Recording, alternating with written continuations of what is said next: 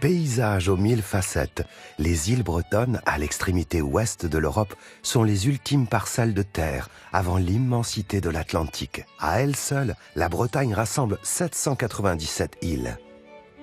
Des îles qui vivent au rythme de la mer, parfois capricieuses et déchaînées. Ici, les tempêtes sont monnaie courante. Les hommes et les femmes qui peuplent ces terres défendent farouchement leurs traditions, plusieurs fois centenaires. Mais pour leur survie, ils ont su se tourner vers le tourisme et la plaisance. Et l'on y est toujours accueilli avec chaleur et bienveillance. Vivre sur une île, c'est vivre de façon singulière, parfois hors du temps et souvent hors du monde.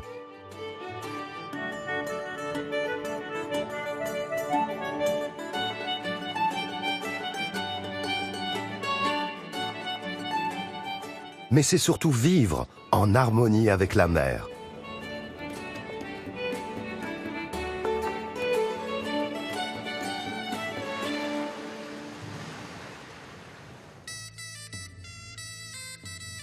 Les principales îles de la Bretagne encerclent littéralement la région.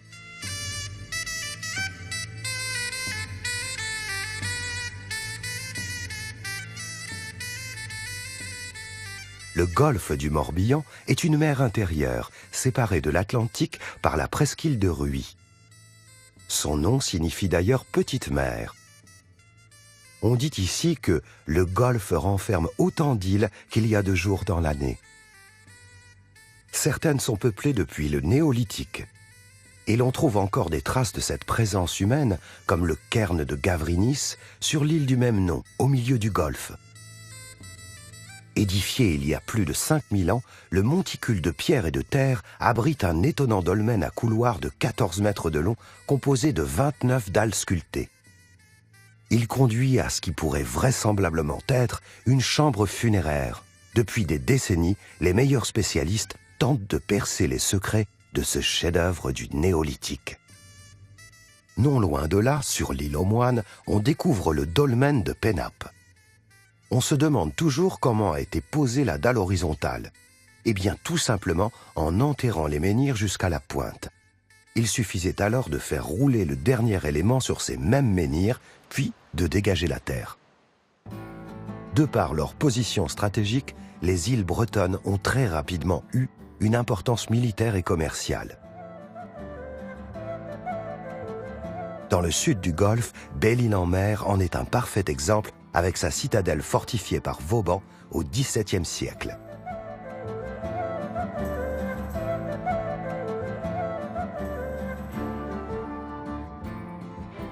Construite en granit, elle servait à protéger l'île des attaques de navires, en particulier des pirates hollandais, espagnols ou anglais.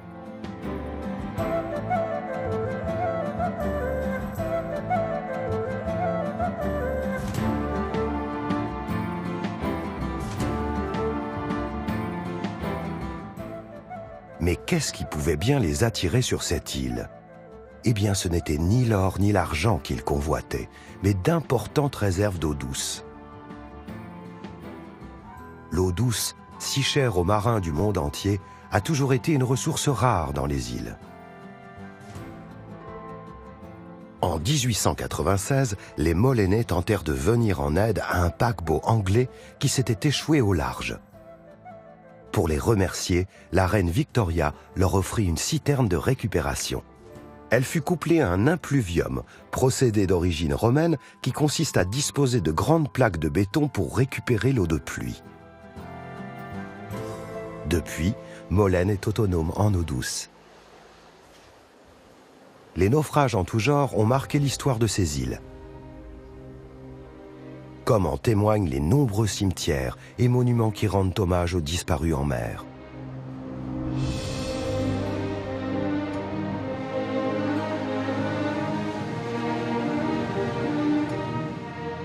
Les îles à la pointe du Finistère, notamment Ouessant, se trouvent au milieu de récifs rocheux extrêmement dangereux pour les navires pris dans les tempêtes.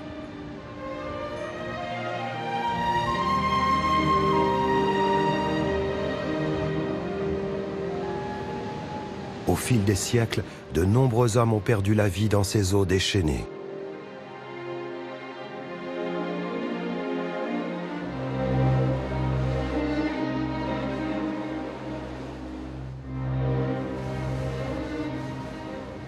Il faut attendre l'année 1700 pour que Vauban installe le premier phare.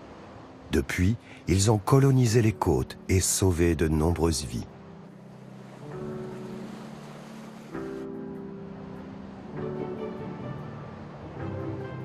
Celui-ci n'est pas sur la côte, mais au beau milieu de l'océan. Le phare de la Jument relève d'un grand défi architectural. Il fut érigé entre 1904 et 1911, dans une zone où de nombreux navires avaient disparu. Le phare du Créac est, quant à lui, l'un des plus puissants au monde. Construit en 1863 sur l'île d'Ouessant, il a une portée de près de 60 km. Dernier outil en date permettant de guider les bateaux dans ces eaux dangereuses, le CROSS, ou Centre régional opérationnel de surveillance et sauvetage. 24 heures sur 24, 365 jours par an, ces hommes s'appuient sur les technologies les plus perfectionnées pour venir en aide aux bateaux en détresse. Enfin, quand la situation l'exige, l'abeille Bourbon prend le relais. Ce fleuron de la marine française remorque les immenses navires en difficulté et sauve les naufragés. À 8 km de la pointe du Raz, s'étend l'île de Sein. Avec une altitude moyenne d'1,50 m, elle est si plate qu'elle fut plusieurs fois recouverte par la mer. Sa forme rappelle celle d'un S inversé, et elle ne mesure pas plus de 2 km. Le débarquement s'effectuera par le pont inférieur porte arrière. Son ravitaillement en nourriture et autres denrées se fait au port.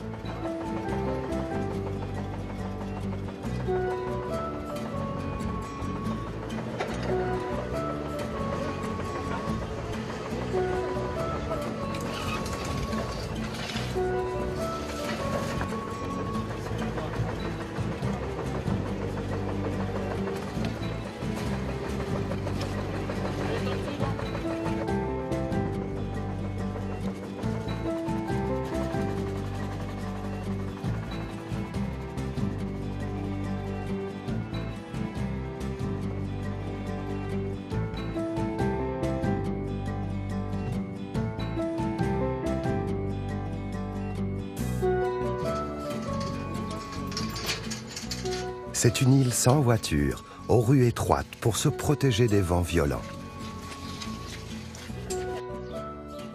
On y compte environ 120 habitants en hiver, pour près de 1400 en été.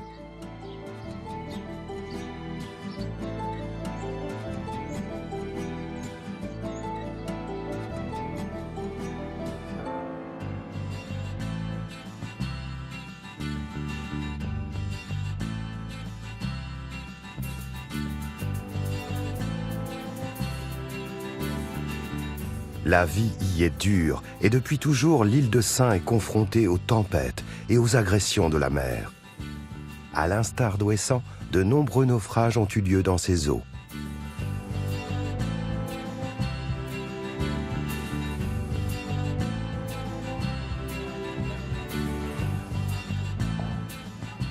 Les infrastructures sont rares sur ces îles très peu peuplées. Mais pour y conserver la vie, et notamment retenir les jeunes générations, les insulaires se sont réunis en association, ce qui permet de garder les écoles ouvertes. Peu d'enfants sont scolarisés. Néanmoins, les municipalités ont mis en place un système ingénieux. L'enseignement est assuré la moitié du temps par un professeur itinérant et l'autre moitié par un système de visioconférence.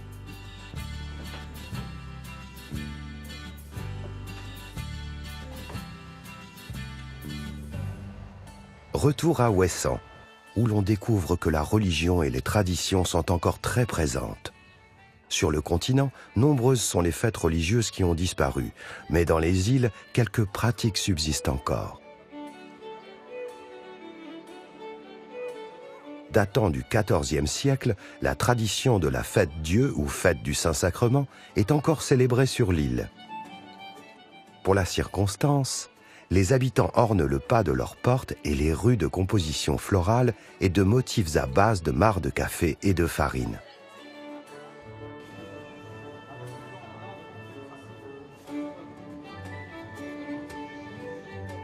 Sur le parcours de la procession de l'église au Calvaire, la route est décorée de motifs religieux et profanes.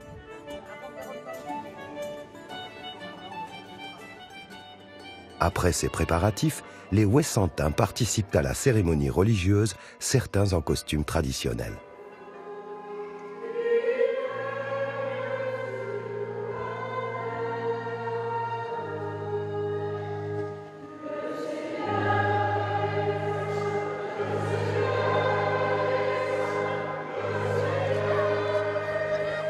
Puis vient le moment de la procession à travers les rues du bourg.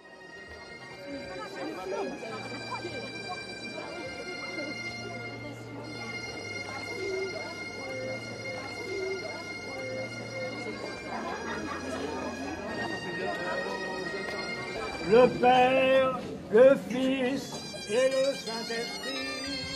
Et celui très attendu du Fest Days, l'équivalent diurne du Fest Nose.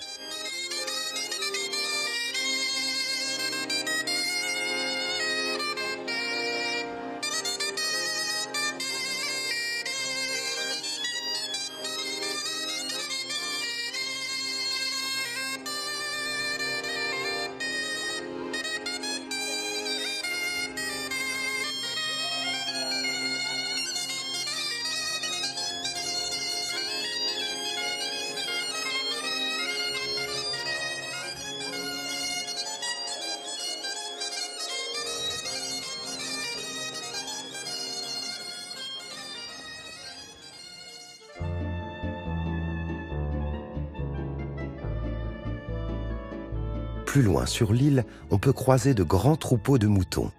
La race endémique du mouton d'Ouessant a quasiment disparu. Il s'agissait d'un mouton noir de petite taille, rustique et très apprécié pour son côté débroussailleur. En 1936, le naufrage d'un cargo libère des béliers qui se reproduisent avec les moutons de l'île. C'est cette mixité qui provoque l'extinction de la race. Elle sera sauvée in extremis en 1976 grâce à quelques moutons retrouvés sur le continent. Après 5 mois passés en liberté, ceux-ci retournent chez leur propriétaire le premier mercredi de février.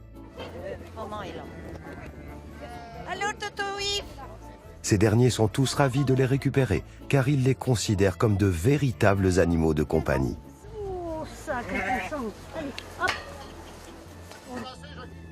Le plus dur est encore de retrouver ces bêtes.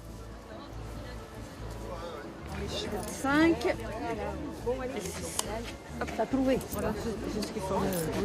Alors, c'est dit. Oh là là là là là. Bon, ça fait rien. À la prochaine.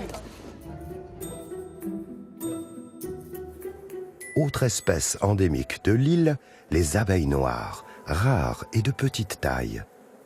Selon les spécialistes, elles produisent l'un des meilleurs miels au monde.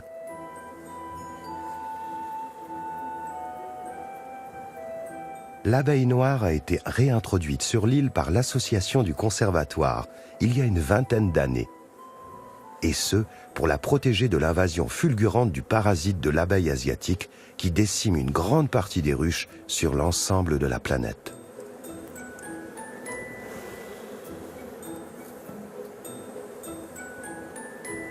L'île étant située à une vingtaine de kilomètres du littoral, il est maintenant impossible pour cet insecte d'opérer sa lente destruction. L'absence de pesticides sur l'île est également un facteur déterminant pour sa pérennité.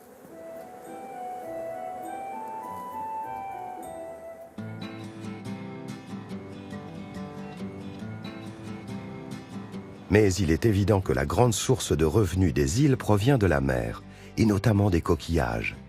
À marée basse, à Saint, on récolte les ormeaux, une pêche réglementée pour sauvegarder la ressource. On n'a le droit de pêcher que les ormeaux de 9 cm et plus, car arrivés à cette taille, ils ne se reproduisent plus.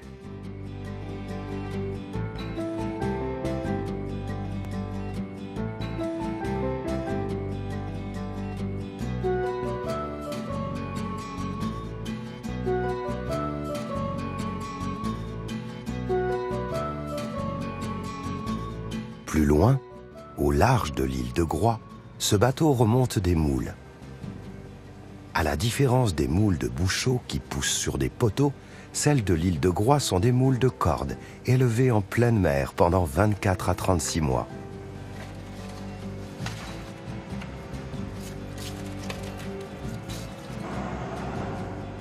Les naissins se fixent sur des chaussettes, plongées à 8 mètres de profondeur, au bout de ces cordes.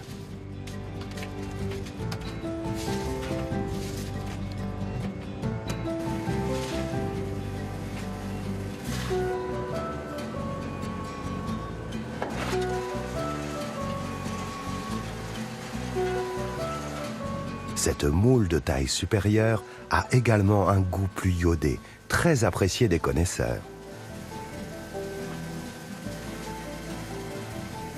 La pêche en mer a toujours été l'activité principale des Iliens bretons.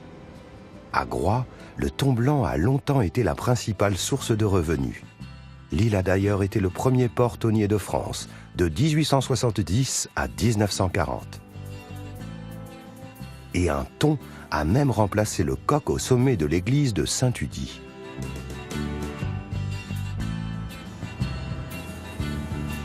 Mais aujourd'hui, la pêche au thon a totalement disparu. Elle a été remplacée par la pêche au casier, pour les crustacés comme le homard, le tourteau, la langoustine ou l'araignée de mer.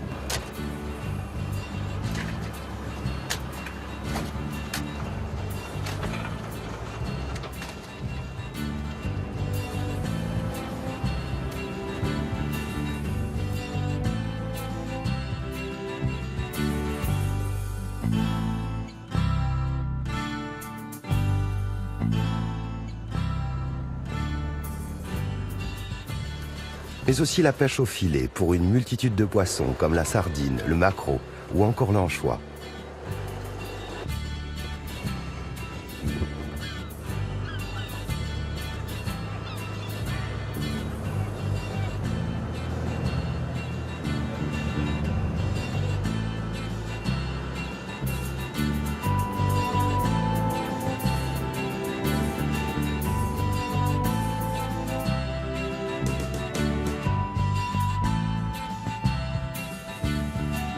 Et enfin la pêche à la ligne, pour le bar, le merlan, le lieu jaune et la dorade. La pêche bretonne représente plus de 40% des captures en France métropolitaine et plus de 50% de la valeur des ventes. C'est près de 200 000 tonnes de poissons et de crustacés débarqués sous criée chaque année.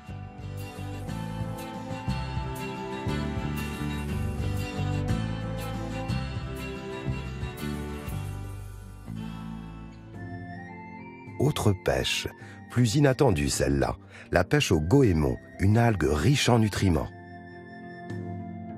À bord de leur goémonier, les pigouliers se servent d'un Scooby-Doo, une sorte de crochet, pour en remonter plusieurs tonnes, en les tournant puis les arrachant.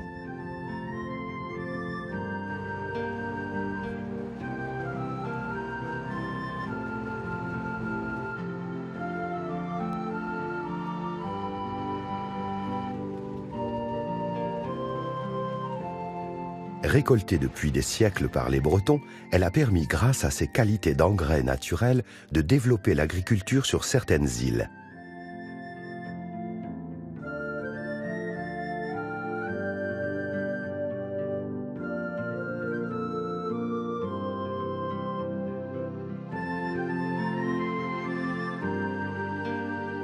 C'est le cas notamment à Bas, où les hommes cultivent une variété de pommes de terre unique au monde.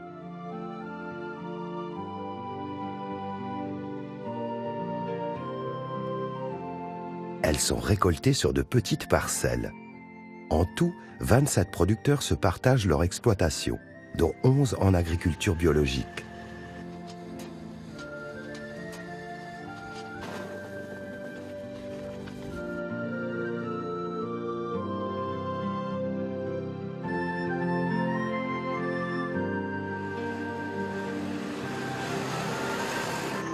En plus du goémon, ce fertilisant naturel bon marché, la culture de la pomme de terre profite d'un microclimat unique grâce au passage du Gulf Stream au large de la Bretagne.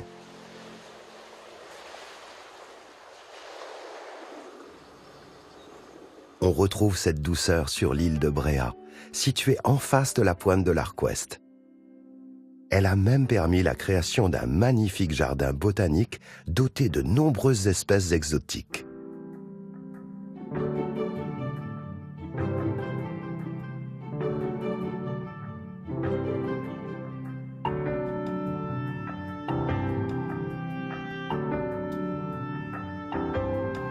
On y trouve des figuiers, des palmiers et des eucalyptus, des arbres que l'on croise plutôt sur les rives de la Méditerranée.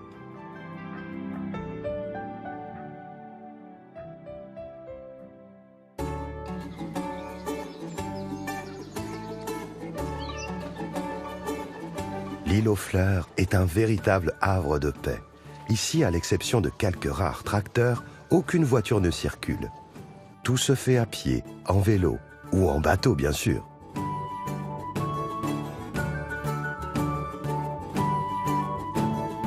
De l'autre côté de l'île, dans sa partie sauvage, Bréa abrite des paysages somptueux qui rappellent les Landes de l'Europe du Nord. Ces côtes de granit rose sont uniques au monde.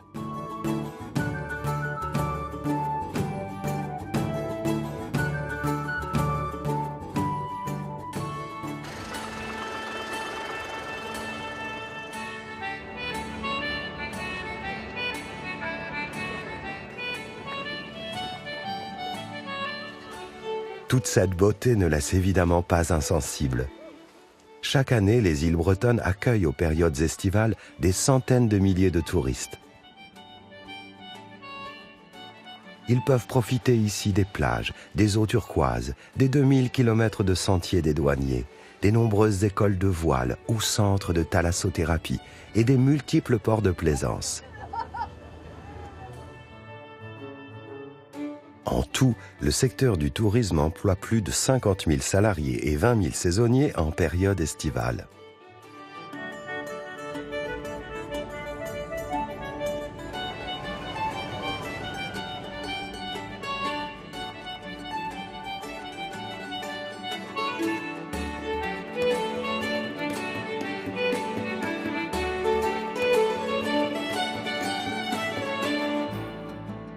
Retour dans le golfe du Morbihan pour la fameuse semaine du Golfe.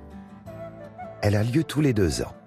À cette occasion, plus de 1000 bateaux venus de toute l'Europe envahissent ces eaux.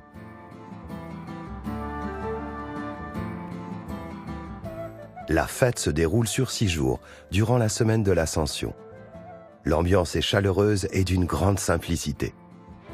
Tout le monde attend le samedi, jour de la grande parade, où toutes les embarcations se donnent rendez-vous pour un magistral défilé nautique.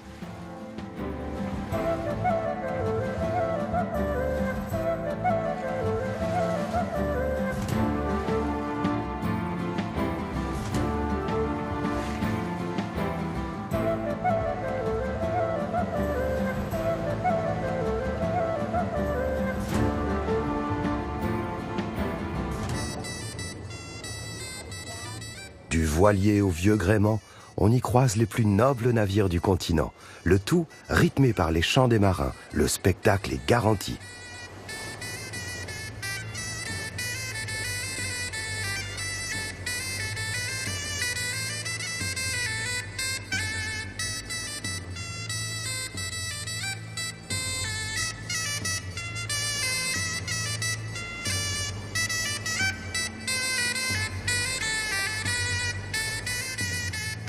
Ils rappellent que, fiers de leur riche patrimoine et de leur identité, les îles bretonnes ont toujours été à la fois bien cachées, mais hospitalières et ouvertes sur le reste du monde.